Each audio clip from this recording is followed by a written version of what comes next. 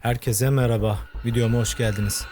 Bugün sizlere Amerika'nın en ünlü ve korkutucu hikayelerinden biri olan Bell Cadısı olayından bahsedeceğim. Bu olay tarihin en iyi belgelenmiş paranormal vakalarından biri olarak kabul edilir.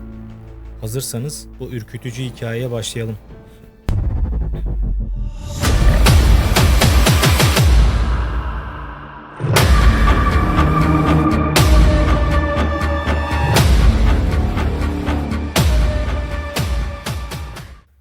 Bell Cadısı olayı 19. yüzyılın başlarında 1804 yılında ailesiyle birlikte Robertson County'nin kuzeyindeki 320 dönümlük bir çiftliğe taşınan Kuzey Carolina'lı bir çiftçi olan John Bell ile başlıyor.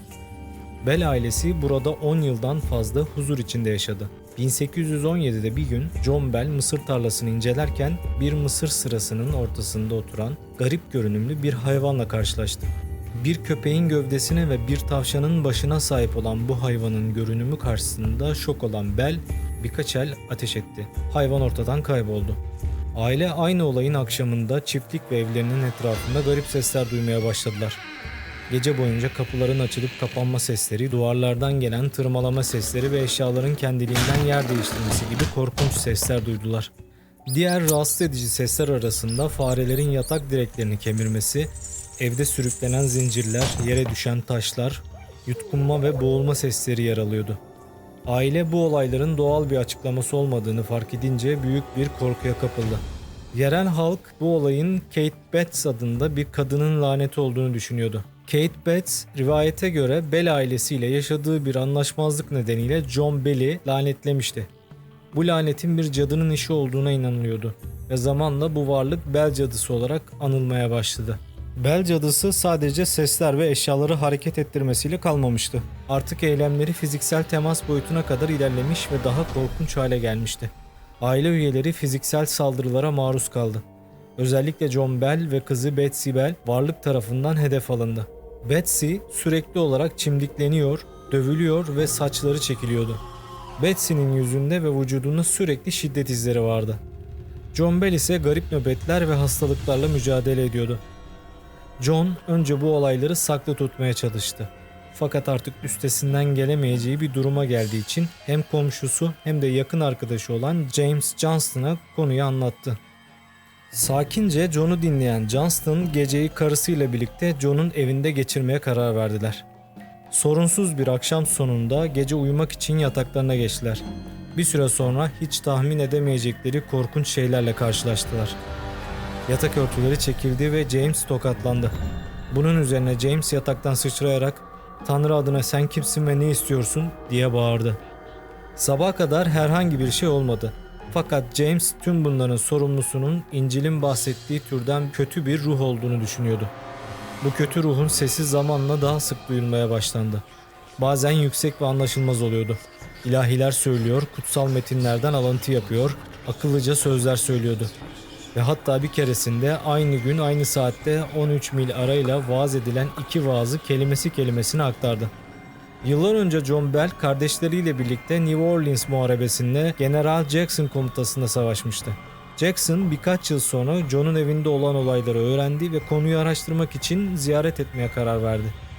Yanına birkaç adam aldı, büyük bir at arabası ve atlarıyla yola çıktı. Yolda araba çamura saplandı. Arabayı çamurdan çıkarmak için uğraşan Jackson bir anda "Aman tanrım, bu Bell Cadısı olmalı" diye bağırdı. Sonra bir kadın sesi duyuldu ve onlara devam edebileceklerini, akşam tekrar görüşeceklerini söyledi. O akşam Bell ailesinin evine vardılar ve bahçesine çadır kurdular. Jackson eski savaş anılarını anlatırken adamlarından biri cadı terbiyecisi olduğunu söyledi ve belinden çıkardığı silahı göstererek silahındaki gümüş mermiyle her kötü ruhu öldürebileceğini söyledi. Şimdiye kadar onlara bir şey olmamasının sebebini de buna bağlıyordu. Adam bir anda çığlık attı ve titremeye başladı. Vücuduna iğneler batırıldığını ve dayak yediğini söylüyordu. Akabinde arkasına bir tekme yiyerek oradan atıldı. Öfkelenen varlık Jackson'ın adamları içinde bir sahtekar daha olduğunu ve bunun kim olduğunu ertesi akşam söyleyeceğim diye bağırdı. Bunu gören Jackson'ın adamları oradan gitmek için adeta yalvardılar. Fakat bu adamın kim olduğunu merak eden Jackson kalmak istiyordu. Ertesi sabah ne oldu bilinmez Jackson adamlarıyla ayrılmıştı. Bazıları Jackson'ın daha sonra Bell Cadısıyla savaşmaktansa New Orleans'ta İngilizlerle savaşmayı tercih ederim dediğini iddia etti. John Bell yaklaşık bir yıldır yüzünde seyirme ve yutma zorluğu nöbetleri yaşıyordu ve hastalık zamanla kötüleşti. 1820'de bir sabah bilinmeyen bir madde içeren bir şişe buldular. Şişenin içindeki maddenin zehir olabileceğinden şüphelendiler ve bu şeyi bir kediye verdiler. Kedi sıvıyı içer içmez öldü. Böylece John Bell'in bu maddeyi içerek öldüğü anlaşıldı. Bell cadısı John Bell'in ölümünden sorumlu olduğunu iddia etti ve bu olay lanetin en ürkütücü anlarından biri olarak tarihe geçti.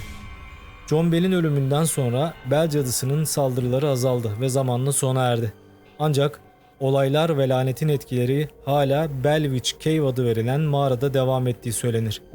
Bugün bile bu mağara paranormal araştırmacılar ve meraklılar tarafından sıkça ziyaret edilmektedir.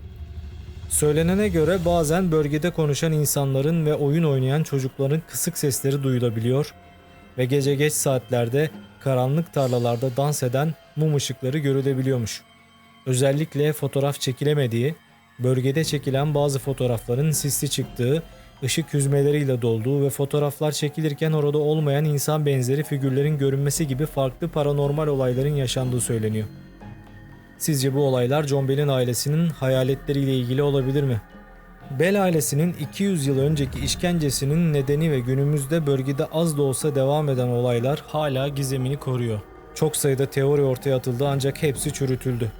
Çoğu araştırmacı 1800'lerin başında Red River'da yaşanan ve Bell cadısı efsanesinin bugün bildiğimiz şekline dönüşmesine neden olan olaylara bir şeyin sebep olması gerektiği konusunda hemfikir.